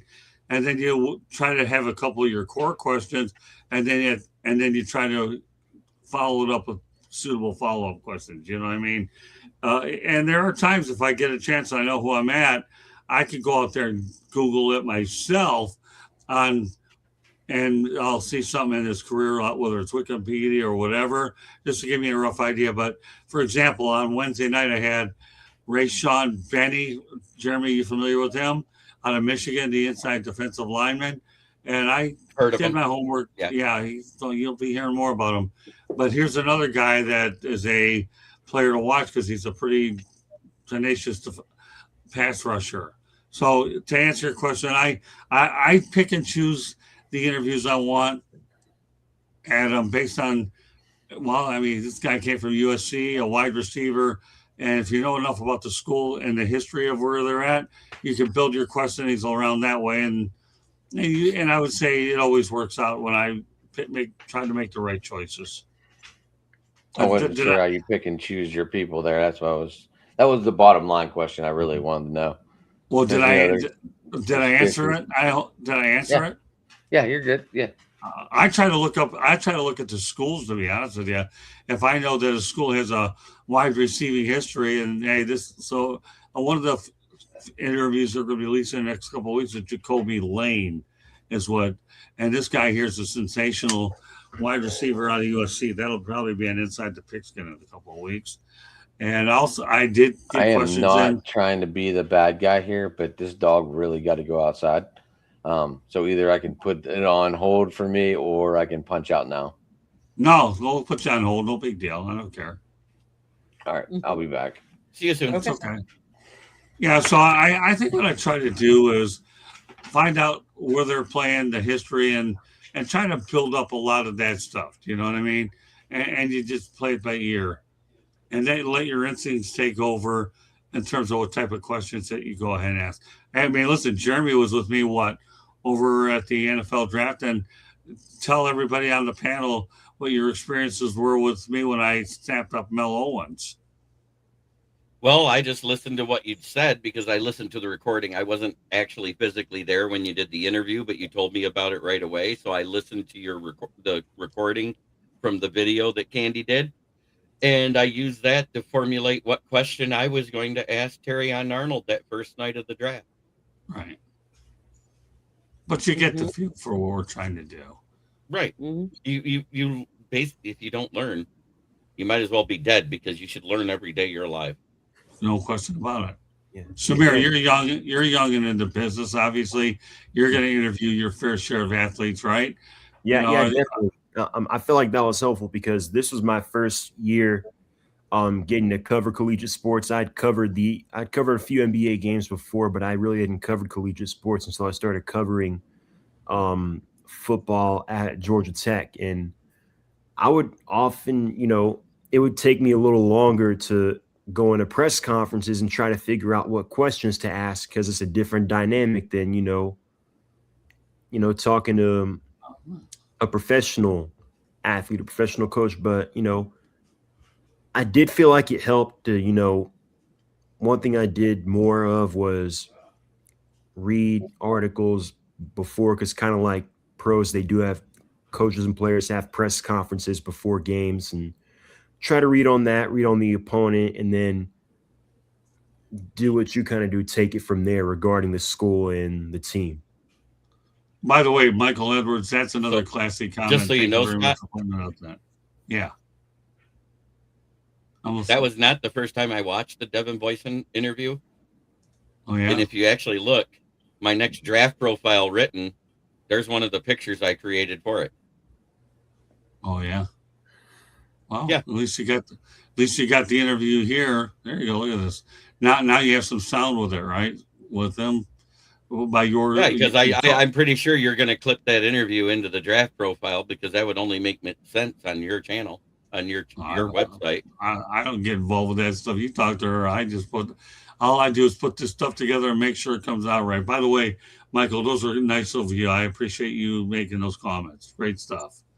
So it's. I give you a huge thumbs up, respect for how you share your experiences. Well, it's the first time I've met you tonight, Michael, and I hope I see you around a lot on our network because I think when I meet individuals like you, Michael, it just makes it that much more fun. But yeah, I don't. Whatever you use that information, you subscribe to our channel. Candy, you deal with Candy. I don't know how to do this stuff. All I'm looking for is my next interview. That's all. Michael, and where I can plug this stuff. And Michael praises me a lot for my writing, and Yeah, I have who? to give the prop. Michael. Michael in the chat. Same, Oh, this okay. Praises me a lot. This is one of my guys. He praises me a lot Cool. for my writings. I learned a lot from the criticism that I got of Scott over the past 4 years.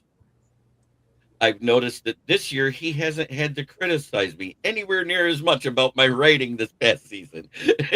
Well, because you've gotten better. You didn't take the Because I criticism. listened. Thank you. Well, yeah, you don't. The only about you, which is what you're good about, is you don't take this stuff personal. You just use it as constructive criticism to get better. That's why you've been in our system for as long as you have. Remember, before you came here, you were some, you know what, someplace else, and when we brought you over here, you welcomed every opportunity that you were able to get, and as a result, you've made the most of that.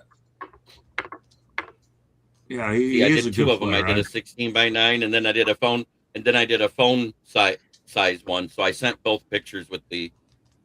I'm sending both pictures right now with the draft profile that I did. That's good. Well, like I said, now you have an interview to go with it by me, and you know what it's all about. Mm-hmm. Yeah, there's a lot more stuff that we'll have on our network inside the picture. We got Diego Pavia, who's going to give us a few words. We had Garrett Nussmeier on before, and I got another kid out of Clemson, the running back. Is it Randall? Adam Randall. Yeah, Adam I got Randall. him. He was one of the Love first that ones kid. I got. Yeah, we ever met him? I haven't met him. No, I'm saying I love his style of play. I love that kid Yeah, well, coming out in the guess draft as a running Well, back. guess what? He'll probably be on Inside the Pigskin one day, and maybe what I'll decide to do because of you. Now that you made that comment, I'll have Candy double it up and bring it up on this network. How does that sound? And y'all Perfect. look at it too. Yeah, I'm working on it. I'm just trying to get through spring training right now, pal. I got I more hear you. time for. I got more time, less time for spring training. I have a little bit of work to do on the NFL, but we're trying to get as much on there. What did you miss? Not a whole lot, Adam, except I'm just talking about the FIU guy and other ones. I'm going to actually bring on Adam Randall for this show when I make another guest appearance pretty soon, and then you guys can formulate your opinion. I'll probably even use some of these interviews on Inside the Pigskin and here on Fire Up, so you all can talk about it. And Diego Pavio, I also got some questions in with him. Maybe we'll go ahead and bring that one on as well. I had Garrett Nussmeier, but we'll focus on Pavia. He's probably one of the bigger question marks in the draft anyways. If you're being Okay, mentored, if you're being mentored by Johnny Manziel, you're a question mark. So Yeah, we're that's, drinking. So we're going drinking. I Is that what mean- you're telling me? Wait, yeah, that's a major red flag if he's being mentored by Johnny Manziel. Exactly. Like I feel like if I was a general manager and I knew that I'd probably take him off of my draft board. You're probably not the first one that said it. You won't be the last. But you know what I'll do when I come back in here, we bring the Pavia one on here. I'm gonna I'll let you guys and watch and look at the question. I pinned him down with Johnny Manziel. I pinned him good too. Yeah, because I don't know if you noticed, but I don't like Diego Pavia because of that type of attitude. He has that Johnny Manziel attitude about him. Well, good. Then you're gonna hear that. And maybe when I come back on next week, I'll come on a couple of these shows, especially as we get closer to the draft. I want to get these videos in there. We'll put Avian and then the Randall kid will be a couple targets that we'll be looking at. But you got two hidden gems. Yeah, I think the thing, especially you, Baldrick, because obviously you do put so much emphasis in the draft.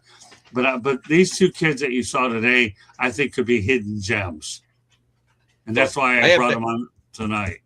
I have to ask, have you read many of the draft profiles that I put up yet? Yeah, I have looked at them a little. I haven't been on Twitter much, but every time I get them, I put them on there. I know. What I wanted to ask is if you thought they were pretty good and in-depth enough. Give me a break compared to what I used to get out of you. Anything was better than what you put out there. Yeah.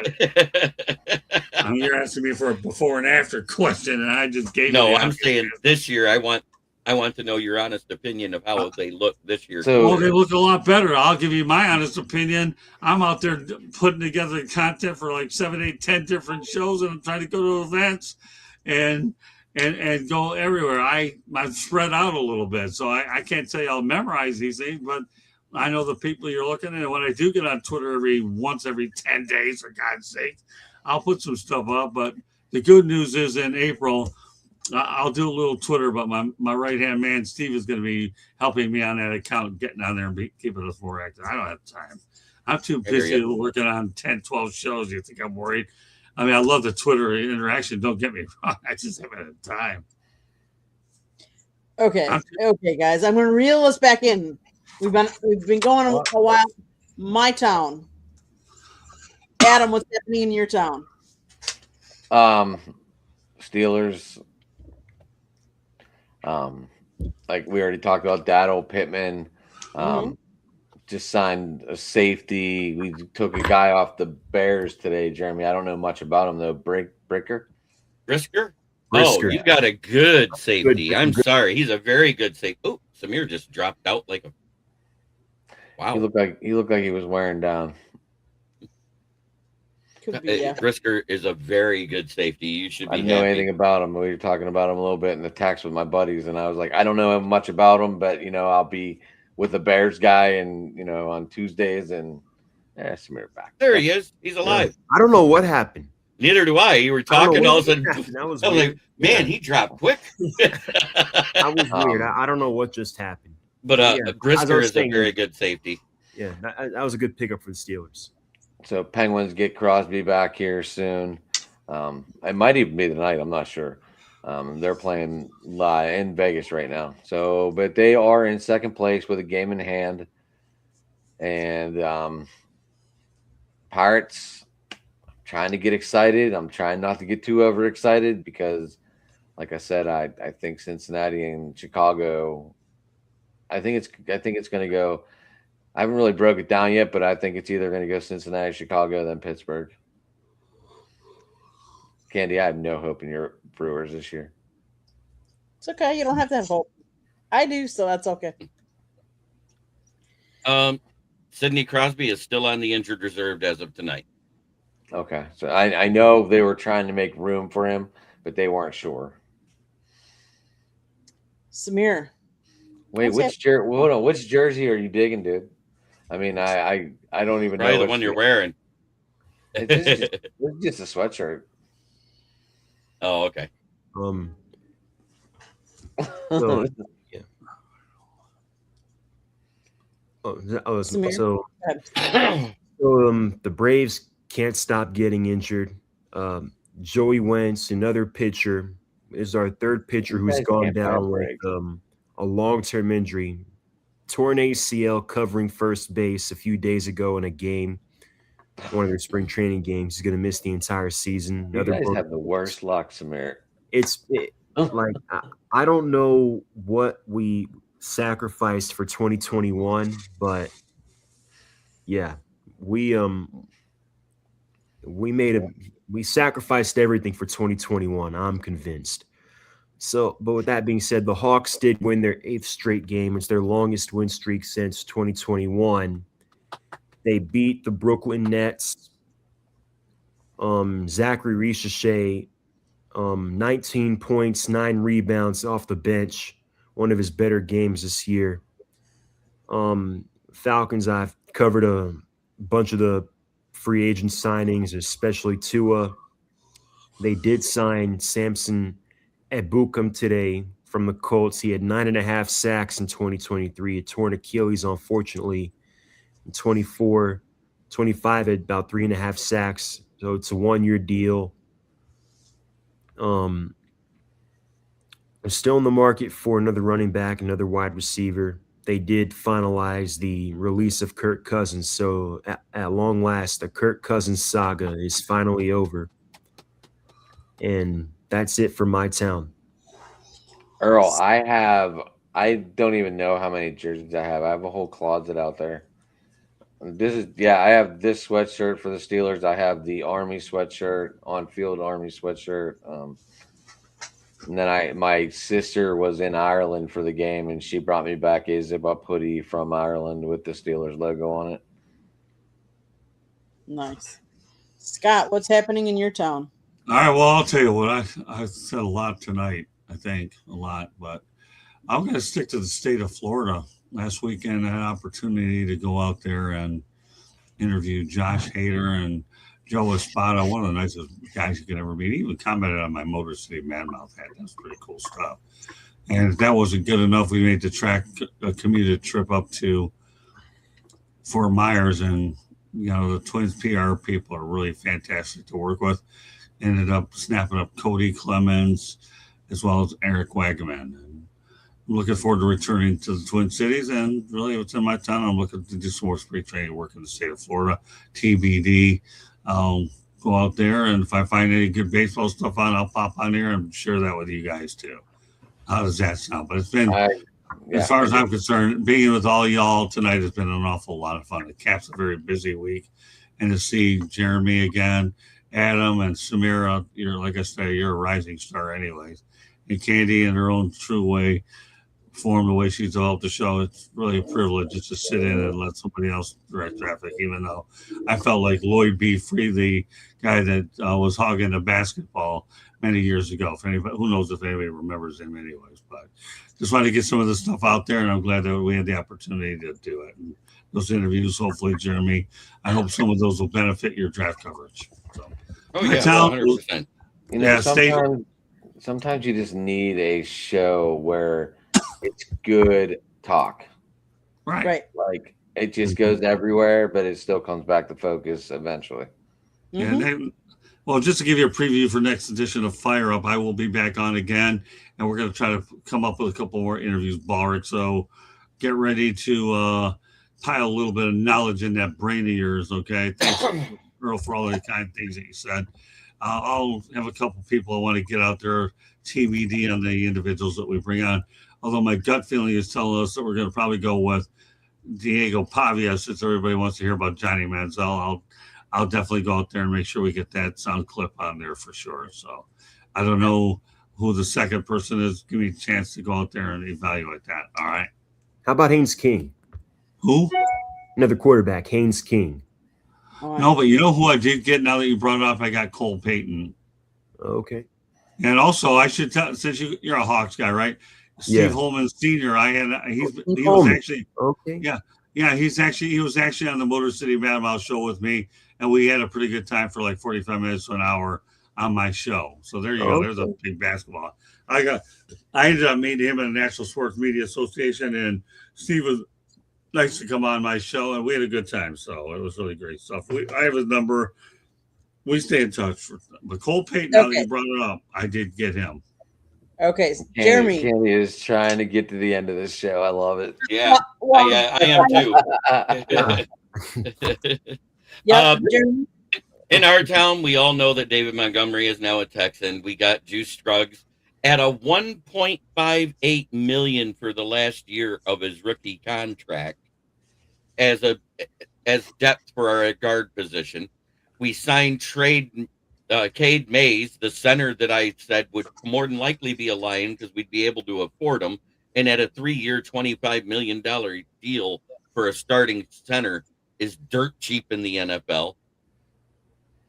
Then we signed a few guys back. Malcolm Rodriguez, Rock Ya-Sin. And lo and behold, my guy out of Canton, the guy that I've talked about ever since he was a UDFA picked up by the Lions, Trevor Nowoski was re-signed today. The guy I call the Can't Cockroach because he gets cut and comes back to the practice squad finally is signed to the active roster in the offseason in Tom Kennedy. And lo and behold, we brought back Teddy Bridgewater, the guy also known as Teddy Two Gloves, for our backup QB because Kyle Allen left for Buffalo. As far as the Tigers, I'm looking forward, and I hope to see that Kevin McGonigal is our starting shortstop and Baez is moved to center because Parker Meadows is becoming a bigger liability on offense than Baez. I didn't think it'd get any worse, Jeremy. Oh, it does. I like Parker Meadows. As far as Go ahead, Okay. Candy. As far as my town, I'm going to say yes. The Brewers. We're going to see how they do. The Bucks just are falling short this year. They fell to the Heat tonight. That doesn't help. But I will say the Wisconsin Badgers, they actually beat Washington, so that is in the Big Ten tournament. So they will advance to the quarterfinals. Who do they face? I'm sorry. Who do they? I don't know if they've got that matchup yet. The Michigan Ohio State game, that's tomorrow, ain't it? Yeah, I think it's the winner of Michigan, Ohio State. Probably. So let's pencil Michigan in. But anyway. Hey. Ohio State looked dominant today, though. You know, they play. Yeah. It says at Illinois on Friday. So is it versus Illinois? It's versus Illinois on Friday. Okay. Because it's before the quarter. Yeah. So at least they're ranked 23rd. Let's face it. Sunday's going to be the selection show for March Madness. That's exciting. What else is there? I mean, baseball. Scott and I are covering spring training this weekend. Looking forward to that. With that, we're gonna go around the room, tell everybody how they can get a hold of you, and then we're gonna sign off. Adam, start. How can people find you? At Sports Talking It on Twitter. Obviously, I didn't go live on Twitter tonight, but I had McNally on Facebook. Driving to the Top Productions on YouTube. I don't know. I'm trying to get my Facebook channel out there a little bit more than my Twitter, I guess. I don't know why, but yeah, you can get me there, and that's or if you're in my inner circle, we got phone numbers. Amen. How can we find you? You can find me here on Fire Up every Thursday night. You can find a lot of my work on the relaunch Sideline Sports and Entertainment site. I have a couple of my articles up there already, and you can find me here on Thursday nights I think I already said that. You can find. I'm sorry, I'm fading. It's okay. You can find me on X at ATL_Samir2401. I post a lot of my content and articles there. Check them out. Thank you guys for tuning in as always. Jeremy, how can we find you? Well, you can find me right here on their website with the South Florida Tribune, where I write underneath the Motor City Tribune and underneath the contributors' ratings. You can also find me right here on this channel every Thursday on Fire Up with Candy as my co-host as we talk about all things sports. But it generally is football 365 days a year with splashes of baseball, basketball, hockey, tennis, Olympics, whatever. Tennis. We throw it in.